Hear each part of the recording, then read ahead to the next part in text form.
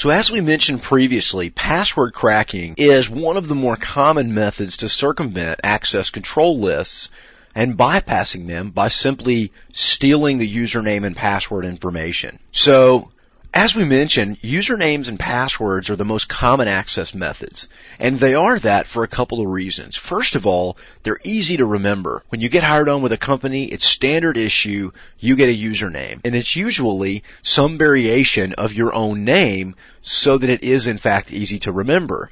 In addition, a password is usually assigned to you, but you're allowed to change it to whatever you like, usually changing it to something that is familiar to you, again, so that you can remember it. And because of these reasons, they are the most insecure access method available today, simply because they're known information. Even passwords, which are supposed to be highly protected, are often found on sticky notes of the monitors and the people that use them. Usernames are easily discovered through various avenues. First of all, the naming convention. A lot of companies use first name dot last name or first letter of your first name and your full last name. Whatever the case may be, almost every company uses some variation of your personal name to make up for your username. Oftentimes, you can even do your email address. A great example of this would be bradcausey@company.com. Well, you can make a pretty decent guess that my username is Brad Causey inside the company as well. A pretty good percentage of the time, once we have access to the username, we've got to get the password. And when I say get the password, I don't mean get it in plain text. Most of the time when you steal passwords, they're going to be encrypted or hashed or hidden in some way. And it's our job to have the skill and knowledge to be able to break that method of concealing the password and reveal it for use, again, to bypass those access control methods. There are three primary ways to gain access to a password once you have stolen it. The first way, and probably one of the most common, is the brute force attack. And basically what this does is it tries every single combination of alphanumeric and special character sequences against a password hash. A great example of this is the NTLM hash. Because the method for creating the hash is known, then we basically take the number 0 and we hash it.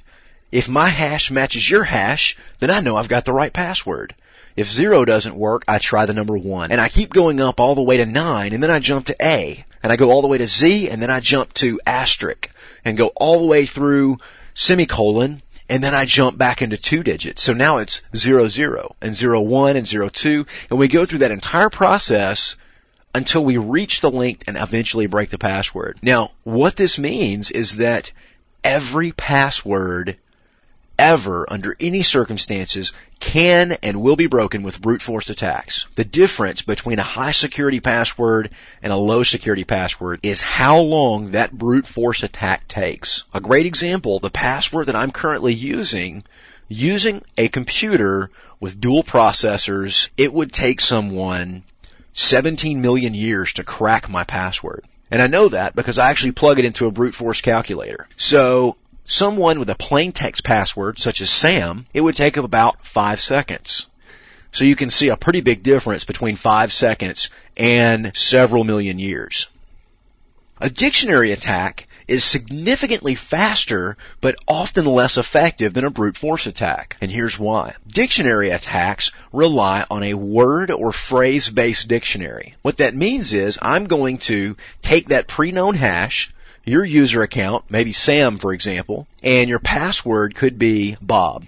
Well, if Bob is in my dictionary, I'll crack your password. If Bob is not in my dictionary or my list of words or phrases, then I will not crack your password. So, essentially, a dictionary attack is taking a list of known words and variations of words and possibly phrases, depending on how big you want to go, and hashing all of those and comparing them against that password.